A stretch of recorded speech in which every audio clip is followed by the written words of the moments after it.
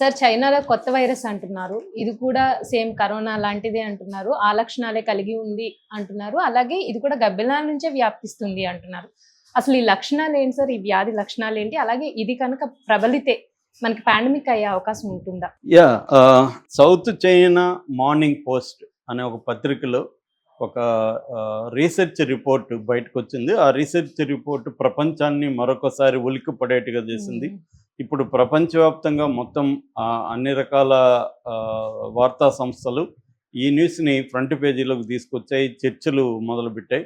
ఇది ఒక రకంగా ఆందోళన కలిగించే వార్తగానే మనం చెప్పుకోవచ్చు. ఏంటంటే చైనాలో గతంలో మనకి కోవిడ్ సంబంధించిన వైరస్ ఏదైతే ఉందో అది వుహాన్ ఇన్స్టిట్యూట్ ఆఫ్ వైరాలజీ అని చైనాలో ఉంటుంది. ఈ వుహాన్ ఇన్స్టిట్యూట్ ఆఫ్ వైరాలజీలో ల్యాబ్ నుంచి అది బయటకు వచ్చిందనేది ప్రధానంగా మనకి ఇప్పటికి కూడా ఉన్న న్యూస్. అంటే చైనాలో ఆ ల్యాబ్లో వీళ్ళు ప్రయోగాలు చేస్తూ అక్కడి నుంచి అది లీక్ అయి బయటకు వచ్చి వుహాన్ పట్టణంలో ముందు వ్యాపించి తర్వాత చైనాలోని మిగతా ప్రాంతాలకి అక్కడి నుంచి ప్రపంచం అంతా వ్యాపించింది.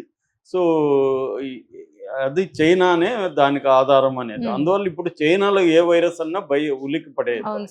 పైగా గతంలో మన గబ్బిలాల నుంచి ఈ COVID-19 వైరస్ వచ్చింది అనేది కూడా గతంలో చెప్పారు, కరోనా వైరస్.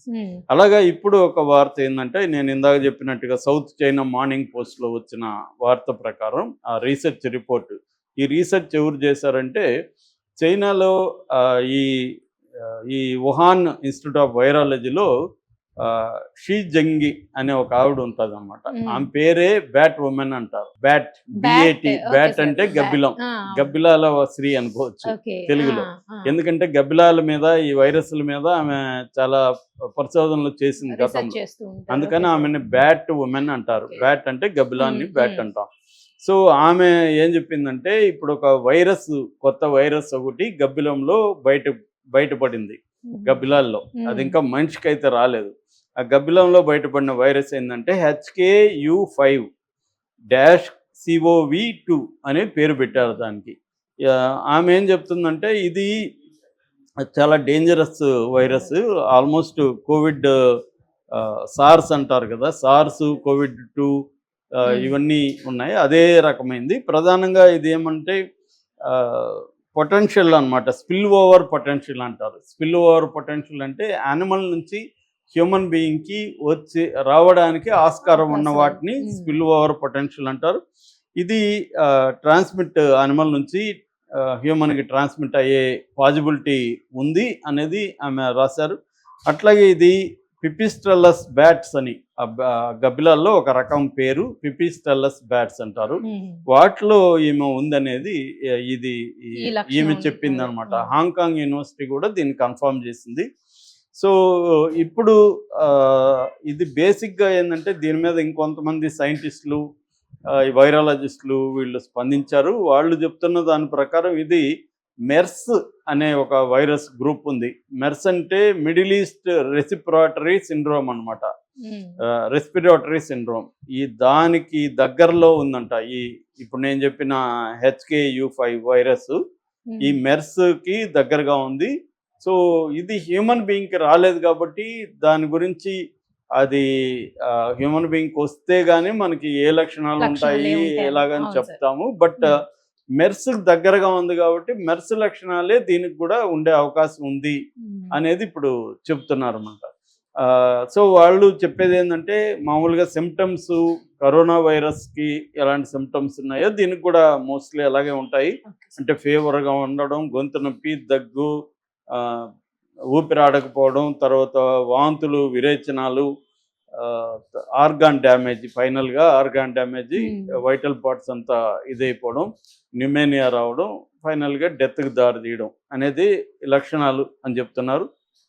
ఇక స్ప్రెడ్ ఎలా అవుతుంది అనుకున్నప్పుడు ఇది కూడా డ్రాప్లెట్ల ద్వారా మనం తుమ్మినా, దగ్గినా లేకపోతే ఆ డ్రాప్లెట్స్ బయటకు వస్తే వాటి ద్వారా అవి వ్యాపిస్తాయని చెప్తున్నారు. అట్లాగే కంటామినేటెడ్ సర్ఫేస్, ఎవరైనా వచ్చిన వాళ్ళు తాకితే ఆ ప్లేస్లో మళ్ళీ మనం తాకితే అది మనకి వస్తుంది.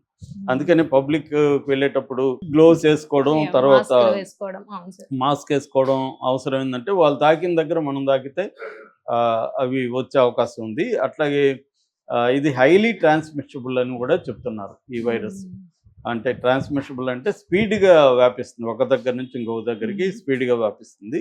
అయితే దీని ట్రీట్మెంట్ కూడా ఆల్మోస్ట్ కరోనా వైరస్కి ఏ రకమైన ట్రీట్మెంట్ ఇచ్చారు అప్పుడు, రెమెడీసివిర్ అనే ఇంజెక్షన్ ఇవ్వడం అవన్నీ చూసాము. అట్లాగే స్టెరాయిడ్స్ ఇచ్చారు. దీనికి కూడా అలాంటిది, మామూలు ఫీవర్ వీటికి ఇచ్చే పారాసెటమాల్, డోలోలు ఇవే ఇస్తారు. అంటే దీని ఏమంటారంటే సపోర్టివ్ కేర్ అండ్ సిమ్టోమేటిక్ ట్రీట్మెంట్ అంటారు. అంటే సిమ్టమ్స్ ఏమి ఉంటే, ఇప్పుడు సోర్ థ్రోట్ ఉంది, సోర్ థ్రోట్కి ఏమి ఆ సిమ్టమ్ పోవడానికి ఏమేమి చేయాలో అది సిమ్టమేటిక్ ట్రీట్మెంట్. అసలు జబ్బుకి కాదు, వైరస్కి కాదు.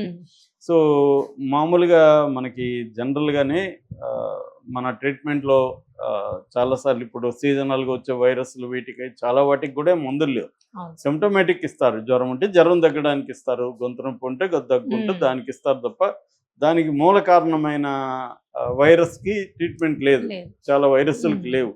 అందుకనే అదే సామెత ఉంది కదా, జలుబు వస్తే మందు వేసుకుంటే వారం రోజుల్లో, వేసుకోకపోతే 7 రోజుల్లో తగ్గుతుంది. అలాంటి పరిస్థితి అనమాట. అంటే ఆ సిమ్టమ్స్ని ఇబ్బంది పెడతాయి కాబట్టి వాటిని తగ్గించడానికి ఇస్తారు. అట్లాగే సపోర్టివ్ కేర్ ఉంటుంది. రెండోది ఏమంటే ఇప్పుడు ఈ HKU5 వైరస్ ఏదైతే ఉందో అది కోమార్బిడిటీస్ అంటారు. కోమార్బిడిటీస్ అంటే ఆల్రెడీ 1-2 జబ్బులు ఉంటాయి. ఫర్ ఎగ్జాంపుల్ ఇప్పుడు బీపీ, షుగర్ ఉంటాయి. అలాంటి వాళ్ళకి ఇది ఎక్కువ వచ్చే అవకాశం ఉంది. అంటే వల్నరబుల్గా ఆల్రెడీ ఉంటారు కాబట్టి వల్నరబుల్గా ఉండే ఇమ్యూన్ సిస్టమ్ ఉన్నప్పుడు ఇది అటాక్ చేస్తుంది అనేది ఈ సైంటిస్టులు చెప్తున్నారు. అయితే ఇది పండమిక్గా వ్యాపిస్తుందా మళ్ళీ, అంటే ఇంతకుముందు ఎట్లాగైతే కరోనా వైరస్ వ్యాపించిందో అలాగే వ్యాపించే అవకాశం దీనికి ఉందా అన్న ప్రశ్న, అదే కదా భయపెట్టేది అందరినీ. సో ఆ ప్రశ్నకి సైంటిస్టులు ఇప్పటి వరకు చెప్తున్నది ఏమంటే అది అంత ప్రమాదం ఉండకపోవచ్చు. ఎందుకంటే ఇది కూడా సిమిలర్ కరోనా వైరస్. ఆల్రెడీ మనం మ్యాక్సిమం ప్రపంచంలో అన్ని దేశాల్లో కూడా వైరస్ వ్యాక్సిన్లు తీసుకున్నారు కాబట్టి కొంత ఇమ్యూనిటీ కూడా పెరిగింది జనాల్లో. అందువల్ల ఇది కరోనా వైరస్ లాగా అటాక్ చేసి పాండమిక్గా మారే పరిస్థితి ఉండకపోవచ్చు. అంటే ఏది కూడా నిర్ధారణంగా చెప్పరండి. WHO ఎవరు కూడా 100% ఇదని చెప్పరు. ఇలాగని ఉండొచ్చు ఉండకపోవచ్చు అని వాళ్ళు మళ్ళీ తప్పించుకోవడానికి చెప్తారు. ఎందుకంటే రేపొద్దున మీరు చెప్పారు కదా అంటారు కదా. అందుకని రెండోది ఏంటంటే నికరంగా ఏది కూడా తెలియదు. దీని ఒక్కొక్క వైరస్ ఎలా రియాక్ట్ అవుతుందో బయటకు వచ్చి అది ఎలా, దాని మ్యుటేషన్స్ ఏంటి, దాని నిర్మాణం ఎలా ఉంది, ఇవన్నీ స్టడీ చేస్తున్నారు ఇప్పుడు దీన్ని. కాబట్టి ఇది హ్యూమన్కి ట్రాన్స్మిట్ అయినాక కానీ క్లారిటీగా రాదు. సో ఇప్పటి వరకు ఏంటంటే ఇది మనం ఎప్పటికప్పుడు తెలుసుకోవాలి. గతంలో కూడా చైనాలో వచ్చినప్పుడు ఇక్కడంతా నవ్వుకుంటా ఉండేవాళ్ళు, చైనాలో గబిలాలని వాళ్ళు అన్ని తినేస్తారు, వాళ్ళకి వస్తాయి, మనకి రావని అనుకున్నారు. తినకపోయినా వస్తాయి, వాళ్ళకి ఏ కారణంతో వచ్చినది. ఎక్కువ భాగం ఏంటంటే ఇవి యానిమల్, బర్డ్స్ వీటిలో నుంచి హ్యూమన్ బీయింగ్కి వ్యాపిస్తాయి. సో దీనివల్ల ఇప్పుడు ఏంటంటే ఇదంతా ఓకే, మనం ఏం చేయాలి ఇప్పుడు అనేది కదా ఎక్కువ మందికి. మనం ఏం చేయాలంటే మనం మామూలుగా చేసేది చేయాలి. అంటే హైజీన్గా ఉండాలి, ఇమ్యూనిటీ పెంచుకుంటూ ఉండాలి, డిసిప్లిన్ ఉండాలి, ఫుడ్ డిసిప్లిన్, తర్వాత ఫిజికల్ ఎక్సర్సైజెస్ ఇవి కంపల్సరీ ఉండాలి. అట్లాగే హైజీన్ పాటించడం, అంటే మనం కొద్దిగా నార్మల్ అవగానే మళ్ళీ విజృంభిస్తాం కదా అన్ని రకాలుగా. అరాచకాలు తగ్గించుకొని డిసిప్లైన్లో ఉండాలి. తర్వాత పబ్లిక్ హెల్త్, గవర్నమెంట్ కూడా ఏంటంటే ఎప్పటికప్పుడు పబ్లిక్ హెల్త్ సెక్టర్ని పెంచుకుంటాం, స్ట్రెంగ్తన్ చేసుకుంటాం అనేది ఇంపార్టెంట్. అది ఒక రోజులో రాదు. ఎందుకంటే మనకి గత 2 దశాబ్దాలు 3 దశాబ్దాల్లో పబ్లిక్ హెల్త్ కేర్ అనేది కంప్లీట్గా డిస్ట్రాయ్ అయిపోయింది. అంటే మనోరు చెప్తున్నారు గవర్నమెంట్ హాస్పిటల్లో మినిమం దూది కూడా దొరకట్లేదని. సో అలాగా మనోళ్ళు ప్లాన్డ్గా నిర్వీర్యం చేసేస్తారు. ఫండ్స్ని ఇవ్వకుండా ఈ ఉచిత పథకాలకు మాత్రమే డబ్బులు పెట్టి ఎడ్యుకేషన్ మీద, హెల్త్ మీద ఇన్వెస్ట్ చేయడం అనేది బాగా తగ్గిపోయింది. హెల్త్ ఇన్ఫ్రాస్ట్రక్చర్, ఆరోగ్యశ్రీ లాంటివి రావడంతో ఇంకా దెబ్బతిన్నాయి. ఒక రకంగా ఆరోగ్యశ్రీ అనేది ప్రైవేట్ హాస్పిటల్ని బతికించాయి. సో కొంత హెల్ప్ అయింది, జనాలకు హెల్ప్ కాలేదని. కానీ లాంగ్ టర్మ్లో మన పబ్లిక్ హెల్త్ సెక్టర్ని ఇంప్రూవ్ చేయడం అనేది సొల్యూషన్. కానీ ప్రైవేట్ హాస్పిటల్ మీద డిపెండ్ అవ్వడం సొల్యూషన్ కాదు. ఎందుకంటే అవి బేసిక్గా ప్రాఫిట్ ఓరియంటెడ్ ఉంటాయి కాబట్టి పబ్లిక్ హెల్త్ ఇన్ఫ్రాస్ట్రక్చర్ని డెవలప్ చేయాలి. సో వ్యక్తులుగా మన జాగ్రత్తలు ఇంతే. అవును సార్. వైల్డ్ యానిమల్స్తో దూరంగా ఉండాలి, హైజీనిక్గా ఉండాలి, ఇమ్యూనిటీ పవర్ పెంచుకోవాలి. మనకేమైనా ఆల్రెడీ జబ్బులు ఉంటే వాటిని కంట్రోల్ చేసుకోవడం, మేనేజ్ చేసుకోవడం అనేది చూసుకోవాలి. ఎప్పటికప్పుడు టెస్ట్లో చేసుకోవాలి. At the same time panic అవ్వాల్సిన అవసరం లేదు. అంటే ఇది వచ్చేసి మళ్ళీ పాండమిక్ అవుతుంది, అయితే మనం ఏం చేయలేము, మన కంట్రోల్లో లేని విషయాన్ని గురించి మనం ప్యానిక్ అవ్వడం అనేది వేస్ట్. సో ఇది basic. Yes sir. Right sir. Thank you sir.